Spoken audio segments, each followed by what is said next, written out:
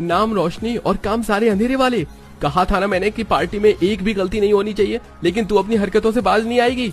भैया मैंने जानबूझकर जूस के ग्लास नहीं गिराए, आपकी दोस्त का धक्का लगने की वजह से ट्रे हाथ से छूट गई। विवेक, तुम्हारी बहन तो सरासर मुझ पर झूठा इल्जाम लगा रही है। मैं डांस कर रही थी, लेकिन ये तो देखकर चल सकती थी ना। सारा मूड खराब कर दिया तुमने। चलो गाइस, नहीं करनी कोई पार्टी।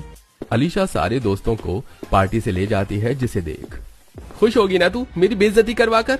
नहीं भैया, ऐसा नहीं है। खबरदार जो मुझे एक बार भी और भैया कहा तो आज तो तुझे ऐसा सबक सिखाऊंगा कि जिंदगी भर नहीं भूलेगी। विवेक स्टोर रूम से एक मोटा डंडा लेकर आता है और रोशनी को बेरहमी से मारने लगता है। डंडे की मार से रोशनी के शरीर पर नीले निशान पड़ गए थे। भैया छोड़ दो मुझे, छोड़ दो भैया। माँ, भगवान के लिए छोड़ दो। आज तुझे छोड़ दिया तो तू ऐसी गलती दोबारा करती रहेगी। विवेक रोशनी को काफी देर तक मारता है और जब देखता है कि रोशनी बेहोश होने वाली है तो वो डंडा फेंककर अपने कमरे में चला जाता है। रोशनी दर्द से तड़पते हुए फर्श पर पड़ी होती है। तुम मुझे छोड़कर क्यों चली गई माँ? लोग कहते हैं कि बड़ा भाई माँ बाप से भी बढ़कर प्यार देता है, लेकिन मेरा भाई तो मुझे जानवरों जैसे मारता है। माँ मुझे बचा लो, माँ मुझे बचा लो। ये कहते हुए रोशनी बेहोश हो जाती है और अब ऐसे ही एक हफ्ता गुजर जाता है। कैसे चावल डाल रही है प्लेट में?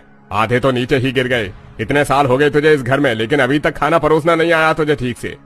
पापा, वो इस हाथ में काफी दर्द हो रहा है, इसलिए हाथ कपकपा रहे हैं। अरे जब गलती करेगी तो मार तो खाएगी ही ना। और कौन सा तुझे तेरे भाई ने जिंदा जला दिया?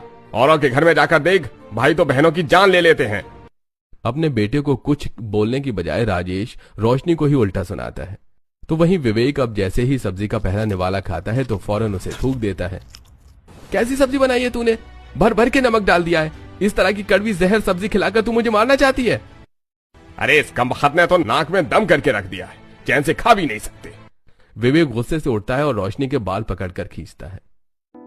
भैया छोड़ दीजिए, दर्द हो रहा है। पापा कुछ बोलिए भैया को।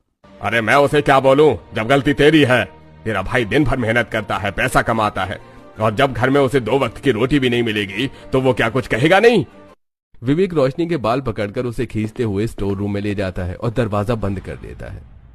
भैया दरवाजा खोलो, भैया आप मुझे मत बंद करो। भैया मुझे बंद कमरे में घुटन होती है, प्लीज दरवाजा खोल दो। चल गुस्सा थूक दे बेटा, मैं तेरे लिए बाहर से खाना ऑर्डर कर देता हूँ। ये पैदा होते ही मर क्यों नहीं गई? सालों से हमारे सीने पर बोझ बनकर बैठी है। आखिरकार कब तक इसे और